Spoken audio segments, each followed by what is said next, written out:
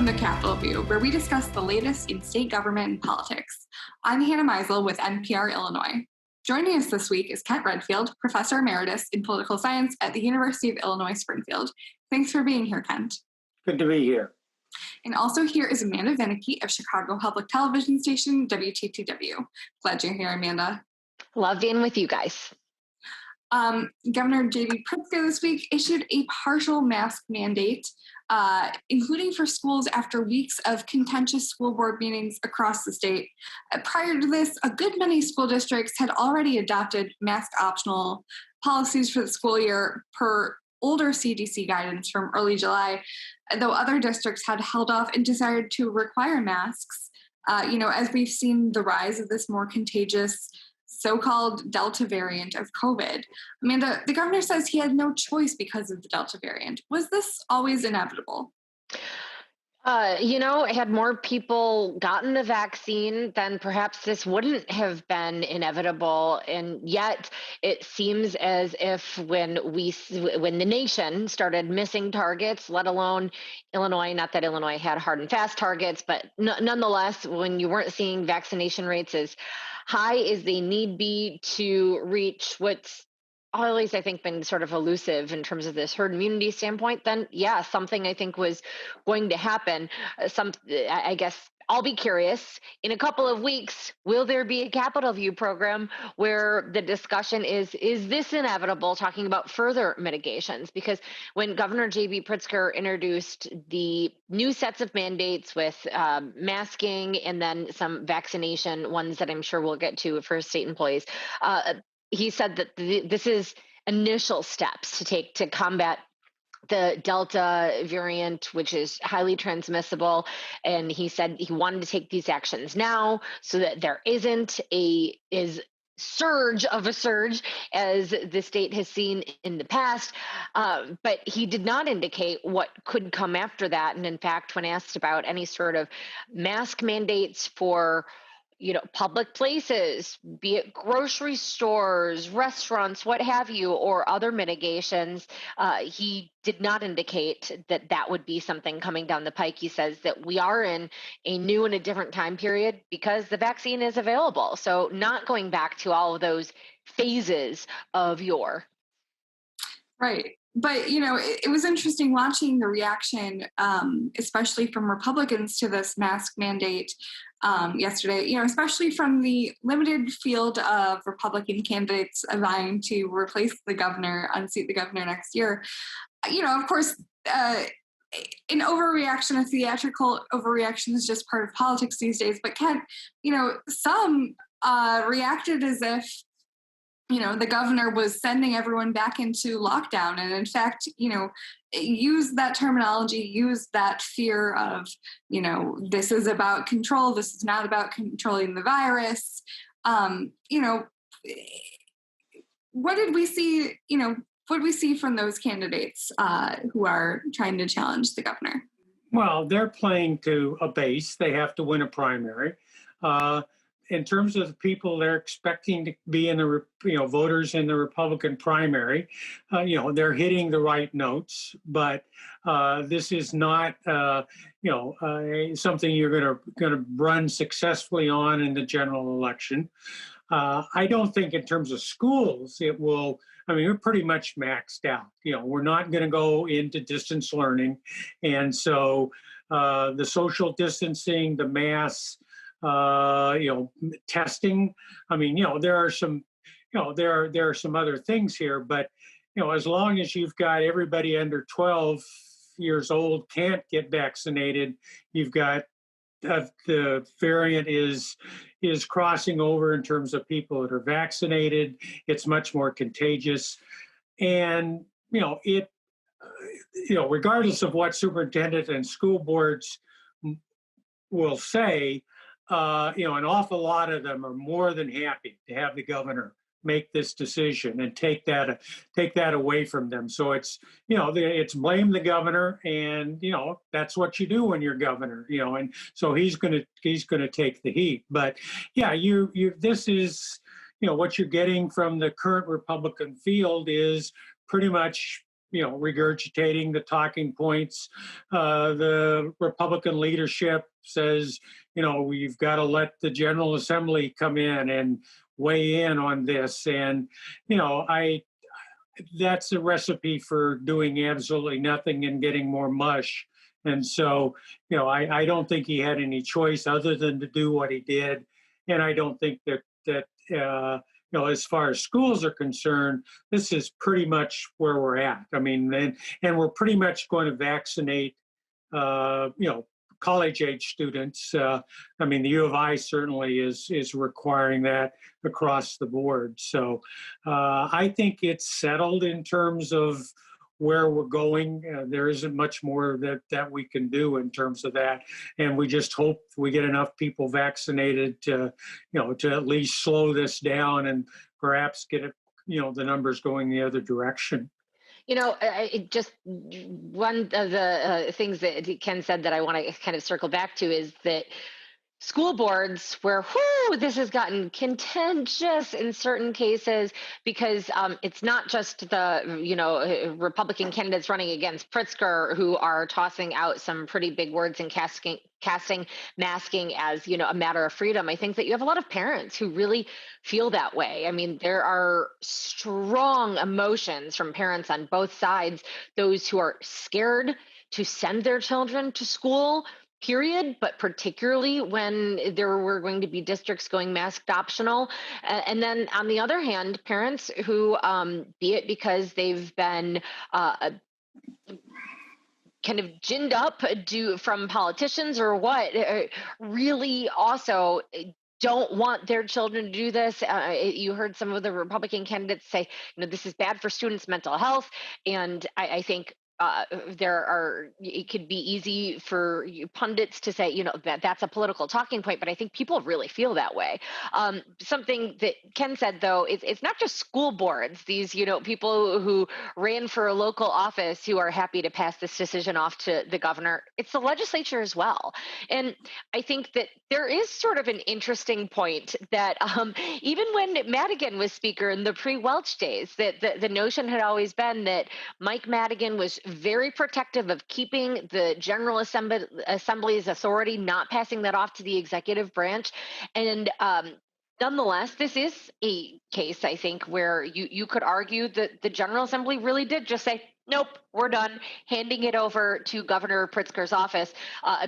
For better or for worse, I think that there is an argument about co-equal branches of government and how far that has gone, or perhaps a dereliction of duty might be too strong, but has the General Assembly really allowed themselves to remove from the controversy? And then finally here, I guess I'll say another thing I'll be watching for, because Pritzker, when he said, we're in a new stage because there is vaccine available, there's also a new stage in that he's got a re-election on the horizon. He's casting his re-election thus far on his leadership during the pandemic. And I think he's trying to continue to show that. But because there is a vaccine, those who've gotten the vaccine, I think that there are some, and he acknowledged this in his press conference when he announced these new mandates, are saying, hey, wait, I did my part.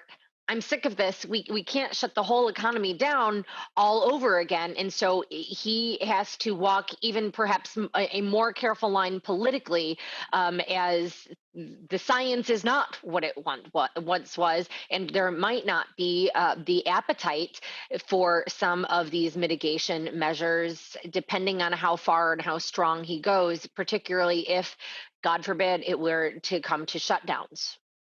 Yeah, that's right. I mean, yeah, there are a lot of people who had defended the governor for a long time, but there are vaccines available, not just available, but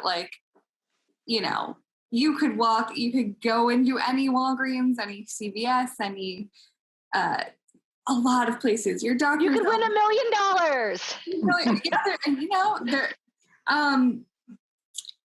And it's embarrassingly available, especially when you take it in the context of other countries who are begging and wish, and they look at the United States and see these people just rejecting vaccines.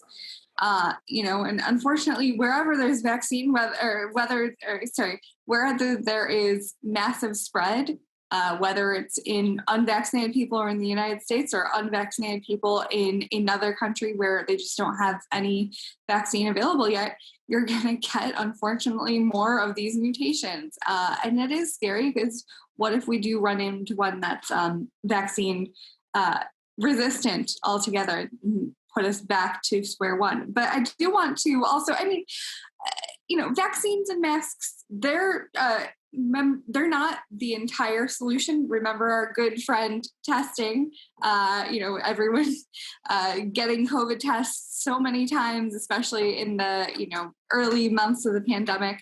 The governor yesterday expanded the availability of this free University of Illinois saliva shield testing to all schools outside of Chicago should they want to take it.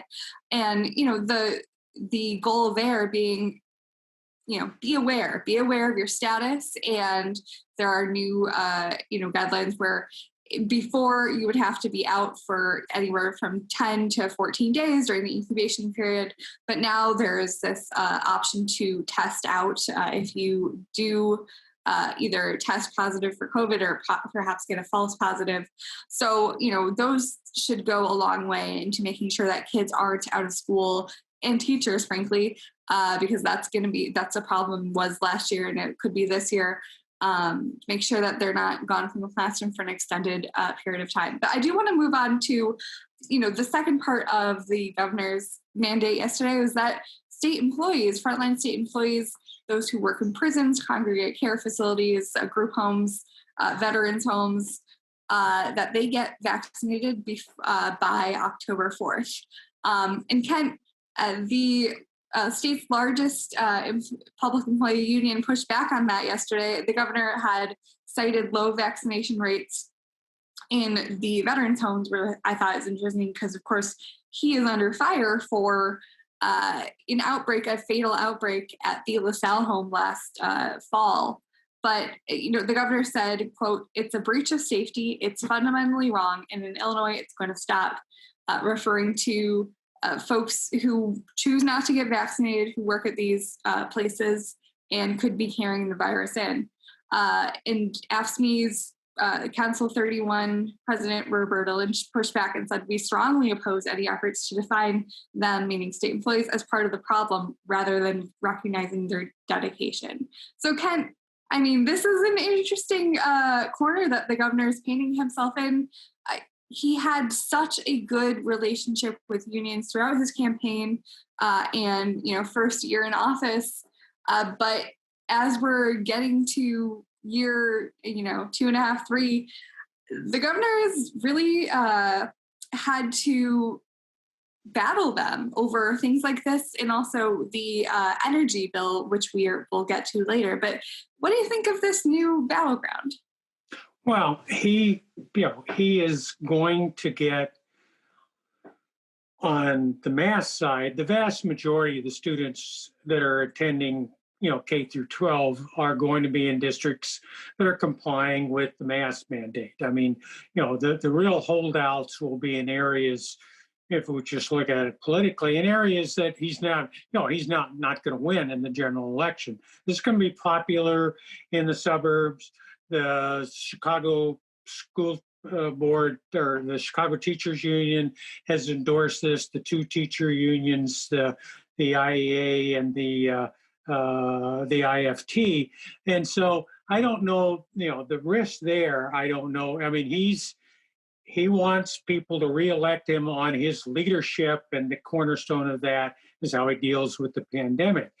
I think, again, for people that have been vaccinated, if AFSCME wants to be negotiated with, and they want to have enough cover to say that, well, we got exemptions, and, we're going to, for certain, we've got testing regimes that will allow us to, some members not to get vaccinated, because they're going to be tested with the, if that's where this ends up, then, you got face saving in both directions. He gets his, I'm I'm leading, and the union gets that, we're not giving away our prerogatives as a union that we've been negotiated with. So there certainly is a way, there's a path that will make this work. Now, again, the membership of AFSCME, though a lot of these facilities are in areas outside of northeastern Illinois, and the people that are in the communities that those workers come from may not be as sympathetic to or as as gung-ho on where the governor wants to go. So there are dangers in this, sure, but standing up to public employee unions who are very important, but they don't have the clout that the teachers or the trade unions have. I think that's he's decided this is how he wants to proceed in terms of building that, reelect me because I'm a strong leader. And Amanda, just real quick, any final thoughts on where this might go if it goes into negotiations, into the a memorandum of understanding, or if it goes to some sort of legal battle between the governor's office and AFSCME? Yeah, in that regard, October 4th fast approaches, and I think plenty of critics would say, hey, wait, why such a long lag time? This is going to go to negotiations on no matter what, they'll be bargained over.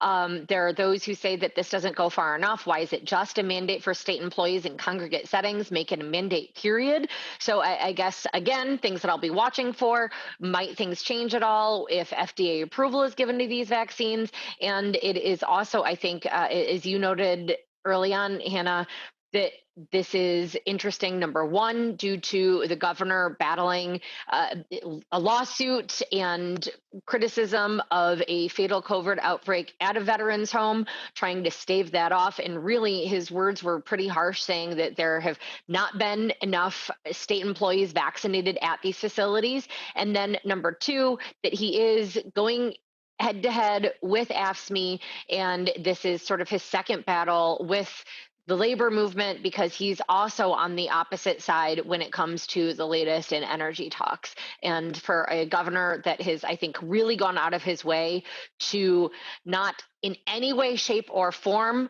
make labor upset, he is on two fronts now. Yeah. And the other thing, in terms of October 4th, I would not be surprised if you have FDA approval before October 4th. They are really putting the manpower in to processing the data. And that will be, if the vaccine has full approval at that point, then that puts him in a stronger position, to push vaccination. And again, it makes people opposing it, that takes an objection away from them. So, but it is, it certainly is a key, this is a risk reward situation. That is true. That's true. We'll see what happens there. But Amanda, I do want to get to this latest development in the energy talks. Organized Labor on Monday sent a letter to the governor saying, hey, we're at impasse with environmental groups. The two sides were supposed to have been negotiating all summer on, a energy and climate deal that would, obviously make a difference in climate change, but also prevent Exelon, the nuclear giant, from shutting down two, and then down the line, possibly three of its nuclear facilities. Illinois, I want to remind viewers, even though downstate it's not, as a whole, Illinois is the most nuclearized state in the nation. So losing two facilities would be major to our grid. And so, Amanda, after labor said that they're at impasse, environmental groups said they are too. And then the governor shot back with, I'm done negotiating. Yeah, the governor shot back with. So first, I guess I'll say that this was a sort of a strange one to report the news of, because the news is that there is no news, and that they have really dug their heels in. But even more than both the environmentalists and labor, it seems as if Governor JB Pritzker is as well. When you had both sides saying, "Hey, we have talked. throughout the summer. We've done all that we can. It is now off to you, legislators and the governor's office.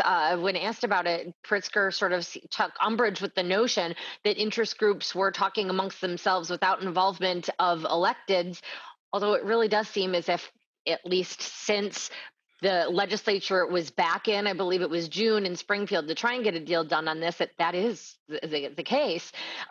They're saying, no, the people are going to be taking the votes. It's time for you to make the decisions. What is palatable? What will you vote for? Off to you. But the governor pretty much saying, hey, he's done negotiating, that the last deal offered is the one that his office is going to stick with. So this is another one where I feel like sort of theme of this show, we're going to be watching what sort of action he takes. Is sticking by what he's framing as a compromise going to be what ultimately passes, or there are those who I've talked to that say, hey, wait, he can't call it a compromise. If we don't believe in it, you can't compromise with yourself at this point in time. So no energy deal, but the stakes for this are really, really high on the renewables front. So we're talking wind and solar, and also, as was noted, for Illinois' energy market and climate change in general. This is huge. Right. And, it was a summer marked by a lot of environmental disasters. And, I think the environmental groups really wanted to use that to their advantage. But the organized labor, who is advocating ostensibly for the workers at these plants, nuclear and also the legacy fossil fuel plants, they say, especially if nuclear shuts down, it's going to be even more of a disaster because we'll have to import dirtier energy from elsewhere. But Kent, the governor wants to go ahead and put a vote on the board with the deal that he and environmental groups want, but the votes aren't there. What is that strategy? Especially it's a higher vote threshold. Yeah, but it requires a 3/5 vote. There is plenty of precedent for putting a piece of legislation on the floor, having it fail, and everybody looking at the reality of, nothing, the possibility nothing's going to get done, and, and creating leverage that way. That's, again, this is hard to decouple, because to give money to Exelon, you want to have a win on the environmental side, and that's what makes it complicated. You've got two very contentious issues, and the union interests in the nuclear plants are different than the interests in particularly the Southern Illinois campus. A lot of that is not really unionized in terms of what a lot of subsidiary things are and stuff. So no, failing is one way. You can fail in terms of trying to get people's attention, and the possibility of and Exelon is playing the same game. They are moving with the paperwork to decommission. You can pull all of this back, and frankly, I hope that I'm going to be around to see the difference between a 2035 target date and a 2045 target date. It's not like that something bad is going to happen next January if we don't get this done. But that certainly there's a risk in terms of the power plant. So it's just, again, it's trying to create leverage and urgency, and also some reality in terms of people. And until you put the votes up on the board, the worst thing that happens is the environmental people get the vote one way, the union people get the vote the other way. Everybody takes that out on Exelon, and then the loser in all of that is the power plant situation, the nuclear plants, because they really need something to happen in a much shorter time frame. But again, we have a tradition of allowing everybody to have a roll call and vote on whatever side they want, so that they can put it in their campaign literature. Welcome to Illinois. And Amanda, it's been interesting to watch whether people even take Exelon at their word that they're going to shut down. But in the last week or so, the company made moves to say, no, we're really doing this. Yeah, they are serious about decommissioning if no state deal goes through. They say that the notion that the feds would come through with money to prop up ailing nuclear plants, and financially ailing, that is, thank God, not actually physically ailing, we wouldn't want that, that a federal deal there would not be enough. So they are pretty serious about it seems, although I think questions about whether to believe them or not are warranted given ComEd's alleged bribery dealings. Well, we are out of time. I want to thank our guests, Amanda Vinicky, Kent Redfield. I'm Hannah Meisel. Thanks for joining us. We'll see you again next week on Capitol View.